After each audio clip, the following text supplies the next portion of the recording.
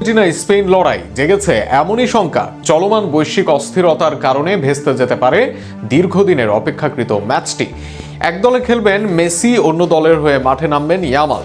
সেই স্বপ্ন কি এখনো অধরাই থেকে যাবে? ম্যাচের শঙ্কা নিয়ে থাকছে প্রতিবেদন। ফুটবল বিশ্বের বহুল প্রতীক্ষিত এক মহারণ আর্জেন্টিনা বনাম স্পেন, অর্থাৎ ফাইনালিসিমা। কাতারের ঐতিহাসিক লুজাইন স্টেডিয়ামে ২৮ মার্চ বসার কথা ছিল এই তারকা খচিত আসর।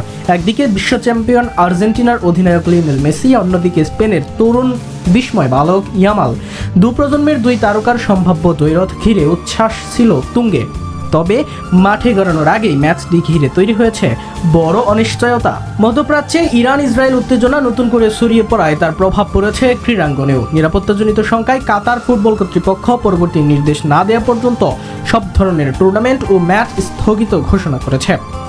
আনুষ্ঠানিক বিবৃতিতে লড়াই প্রসঙ্গ সরাসরি উল্লেখ না থাকলেও বর্তমান ভূরাজনৈতিক পরিস্থিতি যে এই সিদ্ধান্তের পেছনে বড় কারণ তা স্পষ্ট। কবে নাগাদ খেলা আবার শুরু হবে সে বিষয়েও নিশ্চিত কোনো সময়সীমা জানানো হয়নি।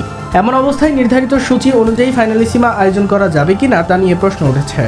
স্পেনের প্রধান coach Luis de la Fuente ইতিমধ্যে ভেন্যু পরিবর্তনের পক্ষে মত দিয়েছেন। তার ভাষ্য, এই লড়াই পরিস্থিতি কতদিন চলবে তা অনিশ্চিত। এ অবস্থায় বিকল্প ভিন্ন ভাবাই হতে পারে বাস্তবসম্মত সমাধান, যদিও আয়োজকদের পক্ষ থেকে এখনও চূড়ান্ত কোনো সিদ্ধান্ত জানানো হয়নি। শুধু এই ম্যাচই নয়, কাতারে আর্জেন্টিনা ও স্পেনের সম্ভাব্য প্রীতি ম্যাচগুলো ভবিষ্যতেও ঝুলে গিয়েছে। একই সময়ে এশিয়ার বিভিন্ন দেশে ক্রীড়া আয়োজন স্থগিত হচ্ছে। আঞ্চলিক পর্যায়ের ক্লাব প্রতিযোগিতাও পিছিয়ে দেওয়া হয়েছে। রাজনৈতিক অস্থিরতায় ছায়া তাই স্পষ্টভাবে নেমে এসেছে ফুটবলের সবুজ মাঠে।